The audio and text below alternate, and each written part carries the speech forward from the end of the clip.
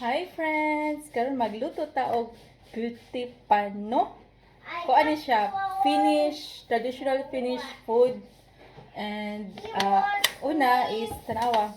Okay na siya, init-init na siya. Karon butangan nato siya og oil kay i-fried nato ang kuan na. Tuod, ipakita na ko sa inyo unsaon ang mga ingredients. Garlic, white onion, kani leftover na katong sudan na mo kagahapon, meat, baboy ni siya kanang smoke na baboy, red bell pepper, tapos kani siya is half cook na unsa ni siya, potatoes, ground black pepper, og paprika. Nya na oil nato din hi. Sa nato siguro ning onion, white onion. Yeah. Tapos, isang igisa. Panituod, mao ni nakabalo ko ani na finished dish kay katong niaging last week na ay event dito sa may behind the library o niya naibaligyan nila ani nangutana ko 5 euro ang isa ka plate na nga na.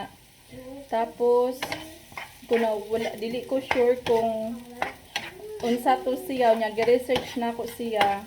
Pero ako nipalit atong kuan kay February medyo mahal-mahal siya for the food na dili ka sure basin dili lami. Pero pag research na nako, so ngayon ko na mura bitaw siya og sa Pilipinas pa mga ginisang sinangag na murag fried rice bitaw pero without the rice. Instead of rice, potato ang imong ibutang. So, inana siya. Ang murag version, finished version nila is potato instead of rice. So, parihara gapon sa magluto ka fried rice, nabutan nimo og meat or maskin walay meat sa Pilipinas, inana basta na itlog. So, karon kay medyo okay naman ni ato ang kuan kaning onion. Ibutang nato ni siya ang gihiwa-hiwa na baboy. Kani baboy is luto na gyud ni kay kagahapon mo man nimong sudan kagahapon. So leftover ni namo sa amo ang dinner kagahapon. Nya murag i-recook nimo mo para maka-form kag into another dish.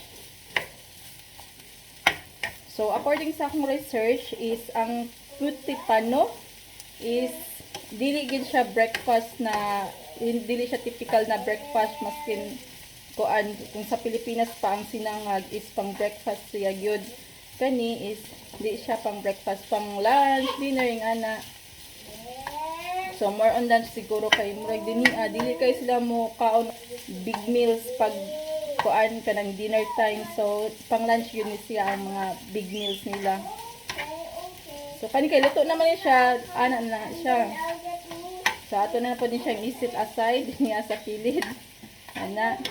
Karon ang ato ang lutuon is ang katong half cook na potato. Kani maning potato mabutang sa tag mantika para medyo fried ang mantika ay ang potato. Na siguro gamay. Karon i-fried na to ang potato. Kani siya na version is katuning sa kung giun sa pagtanaw nako dito asa kanang research nga na. So ana lang nato na. Daghan dai kayo ang patatas nato, nagignis nilapas ko siya sa ato ang kalaka. Tabangan pa ako ni pagluto. Goodness. So ana lang na siya. Ito unsa nato ni patatas kanang murag kay half cook na ni siya so medyo luto na to siya. Okay, see you later. So, feeling na ko luto na siya, no? Luto na ang kaning potato. So, atong buhaton karon is i-mix nato siya. Mix na to. Ayan. After that, we're to add the garlic. Basta sa ako ang na-research is walang gigisa ang garlic gana lang siya. So, muna ito akong buhaton. Onya, ibutang na nato ni paprika, bell pepper. Mix. Nalatong kuan kay sobra kayo.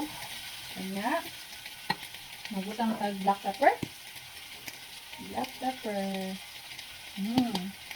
And then, gusto na tuod. Salt, pwede mo salt. Nga nila mag-salt sa kayo. Na, di kayo natagagahan ang kusay. Na, magic na siya. Mga abog na apil o kuan. Tatak. Kasi ngayon natin kayo sabi kapit ang kayo. Mga kayo. Na, inis natin siya. Bata, kuan kayo. Nanaan kayo. Ayan. So, ayan. May pan-fry na style. Uy, sayang mo.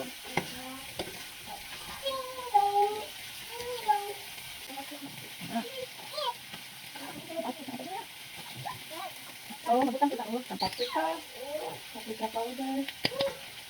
Kaya, siyempre, Pilipino man sa Asia, hindi mawala ang oyster sauce. Ang kaganda ng oyster sauce. Yummy na. So, kanina man na, oh. Tutot na. Atong kilawan din. Nato sana. Kanina lang tinidor. Kahit masayang. So, kilawan pa ang patito.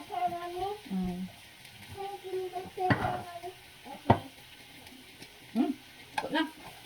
Tutot. Isang pan lang naman. Ito na siya. Pero, para sa ako murag ko lang panglasa. I'm not sure para sa uban.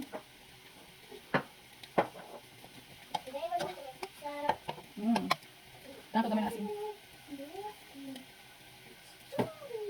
Asin. So, ang iyang lasa is something na namurag kwan. Ginisang gulay gihapon siya. Pan-fry gid siya na gulay ana. It's all done. So, muna niyo man paniod to. Muna niyang paniod to. Pakita na ako sa inyo ha. Muna ni, mong paniod to. Di namin mag-rice kay na patatas is carbohydrates na baya. So, muna na. Gani po siya, ang gikabisihan niya is nagluto-luto po siya. What are you doing? Making What? What? Pizza. A pizza? Yes. So, mo ni ang finished product. Kana, mo ni puti pad no. Finished traditional dish. How does it taste yan? Yum. Yum. Who cooked the food? Mommy. Wow, yummy? Mm. So, maura to. Bye-bye. Na done.